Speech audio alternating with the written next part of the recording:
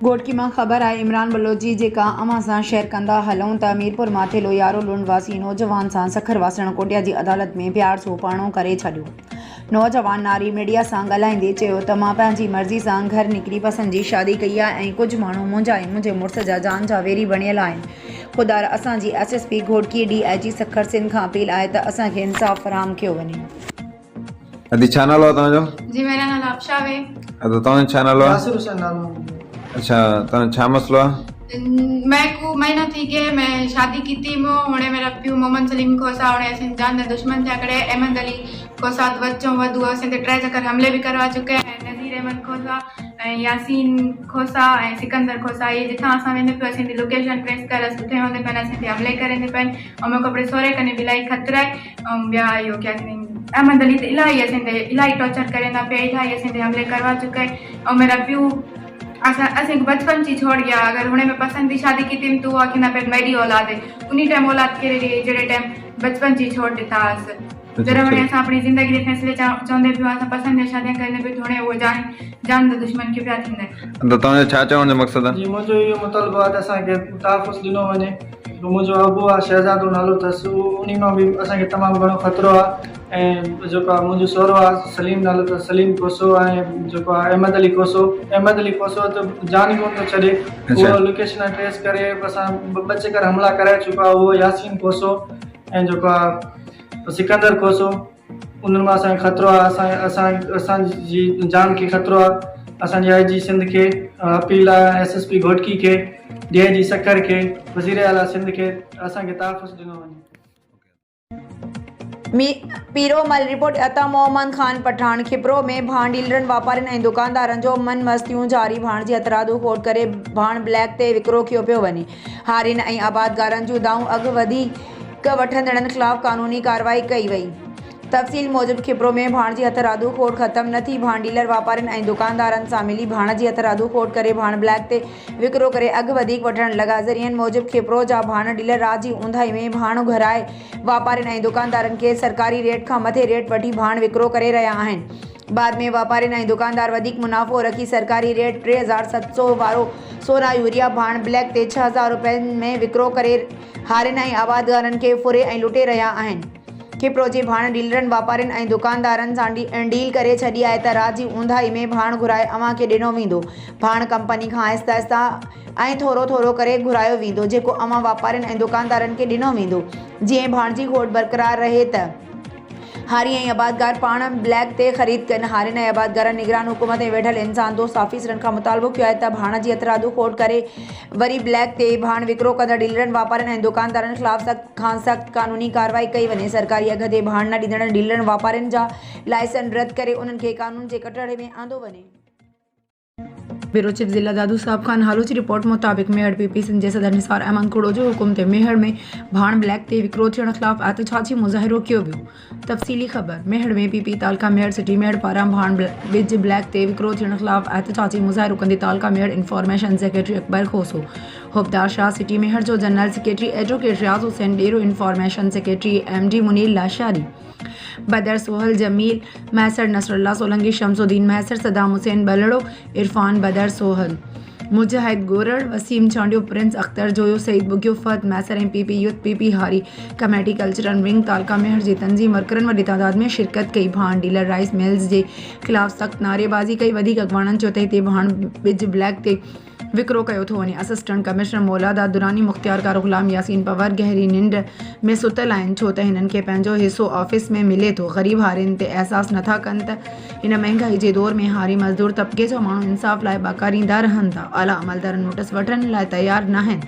अगरि उहो ई हाल रहियो त असांजो एहतजाज जारी रहंदो। असांजो मुतालबो आहे त डिप्टी कमिश्नर दादू फ़ियाज़ हुसैन राहू जो नोटिस वठी सिंध में गैर मयारी ज़रिए बीज विकिरो करण ख़िलाफ़ मुहतरिक सिंध हुकूमत जे हुकुम ते regional director federal seed corporation Mohammad Rizwan Soomro, deputy director agriculture extension दादुद्दीन मोहम्मद बलोच, एग्रीकल्चर ऑफिसर मेहर हिद हुसैन सुमरो सां गॾु शहर में ज़रिए दुकाननि ते छापा गैर मयारी बिज विकिरो करण ते दंड वसूल कयो।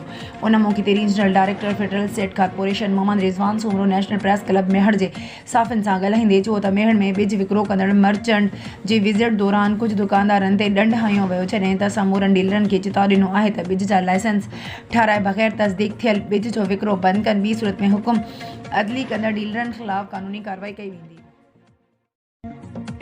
ठुल रिपोर्ट फेयर सुमरो जमीयतुल उलमा इस्लाम जे मरकज़ी सेक्रेटरी जनरल सेनेटर मौलाना अब्दुल गफूर हैदरी ऐं सिंध जे जनरल सेक्रेटरी अल्लामा राशिद मामून सुमरो जामिया हिमादिया जे कमबाद में सिंध जे जनरल काउंसिल जे इजलास खे ख़िताब कंदे चयो त असांजी जमात खे 100 साल खां दीन ऐं धरतीअ लाइ जिदोजहद करे रही आहे।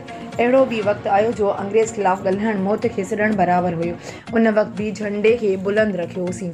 हिननि चयो त JUI हर दौर में मुल्क में नाफ़िज़ इस्लामी क़वानीन जी तहफ़्फ़ुज़ खे यकीनी बणायो। हिननि चयो त ट्रांसजेंडर बिल में मुख़नसनि जे हक़नि जी आड़ में जिनसी तब्दीली जी फ़रोग़ ॾियण लाइ बिल मुतफ़क़ा राय सां रद्द करायोसीं।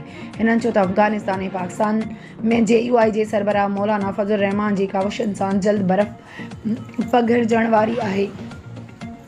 JUI खां सवाइ का बि हुकूमत नथी ठही सघे, जेकॾहिं ठही त हली न सघंदी। हिननि चयो त सिंध में ज़मीननि जी नीलामी खे रद्द करियूं था ऐं ज़रिए इनक़लाब जे नाले ते हितां जे हारियुनि सां ज़्यादती बर्दाश्त न कंदासीं। हिननि चयो त ईंदड़ हफ़्ते अहम शख़्सियतूं JUI में शमूलियत जो ऐलान कंदियूं।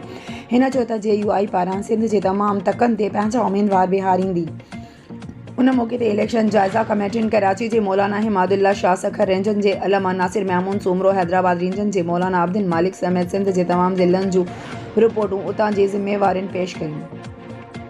हिननि उमीद कई त JUI ईंदड़ इलेक्शन में पाण मल्हाईंदी। उन मौक़े ते JUI जे मरकज़ी नाज़िम इंतख़ाब मौलाना शुजाउल मलिक सिंध जे अमीर लाइ इलेक्शन कराए, जंहिं मौलाना अब्दुल क़यूम हाले जी सदर चूंडिजी वियो। इजलास में 557 सूबाई मेंबरनि शिरकत कई, जंहिंमें आलिमनि ऐं अदीबनि मुख़्तलिफ़ मौज़ुअनि ते लेक्चर पिणु ॾिना।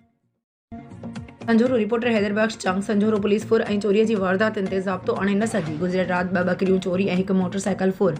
SHO संजोरो खे वारदातुनि जी का परवाह नाहे। तफ़सील मूजिबि संजोरो ऐं भरपासी वारे इलाक़नि मां फुर ऐं चोरीअ जी वारदातुनि में इज़ाफ़ो। गुज़िरियल राति संजोरो लॻोड़ गाज़ी काशई भरिसां ज़फ़र रिंजी हारी नाचू भेल जो 3 अदद बकरियूं चोरी भाॻियनि जी बर वक़्त सुजाॻी खां पोइ चोर 1 बकरी छॾे 2 बकरियूं खाए फ़रार थी विया। ॿिए पासे संजोरो खॾड़ो रोड ते मदरसा दारुल उलूम हसनैन वटि नामालूम हथियारबंदनि खॾड़ो शहर जे रहवासी संतोष कुमार खां मोटरसाइकिल CD 2017 मॉडल 1 अदद मोबाइल फ़ोन फोर करे फ़रार। तालका प्रेस क्लब संजोरो जे साफ़िन सां ॻाल्हाईंदे संतोष कुमार ॿुधायो त आउं पंहिंजे ॿारनि जा नादरा ऑफिस संजोरो मां बि फार्म ठाराइण लाइ वञी रहियो हुयसि त 2 हथियारबंदनि पिस्टल ॾेखारे मूंखां मोटरसाइकिल ऐं मोबाइल फ़ोन फोर करे विया आहिनि, जंहिंजी रिपोर्ट मूं संजोरो पुलिस स्टेशन ते ॾिनी आहे। ॿी इतला ताईं संजोरो पुलिस का बि कार्रवाई अमल में नाहे आंदी। रिपोर्ट रियाज़ अली मीरानी शिकारपुर पुलिस जी कामयाब कार्रवाई मंशात सप्लाई करण जी कोशिश नाकाम। 3 किलो चरसत हिकु जवाबदार गिरफ़्तार केस दाख़िल। तफ़सीलात जे मुताबिक़ SSP शिकारपुर डॉक्टर मोहम्मद इमरान खान जी हिदायतुनि ते मंशात फ़रोशनि जे ख़िलाफ़ जारी एक्शन। SHO न्यू फ़ौजदारी सरताज अमन जागीरानी ऐं ASI नज़र मोहम्मद मलिक जी कामयाब कार्रवाई। दौरानी गश्त मुख़्फ़ी इतला ते जेकमबाद बाईपास ते कार्रवाई सीमेंट सां भरियल ट्रक जे कैबिन में लिकाए मंशात सप्लाई करण जी कोशिश खे नाकाम कंदे 3 किलो चर्स हथ करे 1 जवाबदार गिरफ़्तार करे वरितो आहे। गिरफ़्तार जवाबदार जी सुञाणप लाड़काणे जे रहवासी अब्दुल जब्बार पुट इमाम बख्श जियो जे नाले सां थी आहे। गिरफ़्तार जवाबदार चर्स सप्लाई करण जी कोशिश करे रहियो हुयो। जवाबदार ऐं ट्रक पुलिस तहवील में वठी उन ख़िलाफ़ केस दाख़िल करे वधीक जांच करे रही आहे।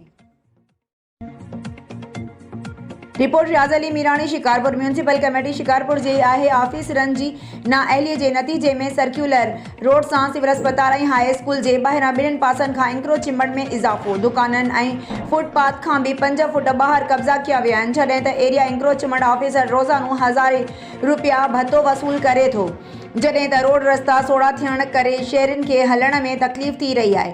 ऐं ॿिए पासे 2 पासनि खां शोर ऐं गोड़ हुअण करे सिविल अस्पताल जा मरीज़ ऐं हाई स्कूल जा शागिर्द परेशान आहिनि। शहरियुनि DC शिकारपुर खां मुतालबो कयो आहे त सिविल अस्पताल में हाई स्कूल जे 2 तरफ़नि खां कब्ज़ा ख़तम कराया वञनि। मेड़ बाईपास भरिसां खॾ जो ॻोठ में चोरनि स्कूल खे बि न बख़्शियो। स्कूल मां पखा ऐं ॿियो सामान चोरी, कॉलोनी वासी जो एहतजाज। ख़बर मूजिबि मेड़ बाईपास भरिसां खॾ जो ॻोठ नामालूम चोर गर्ल्स स्कूल जे दरवाज़नि जा ताला तोड़े स्कूल में लॻल पखा, सोलर पैनल ऐं ॿियो सामान चोरी करे फरार थी विया।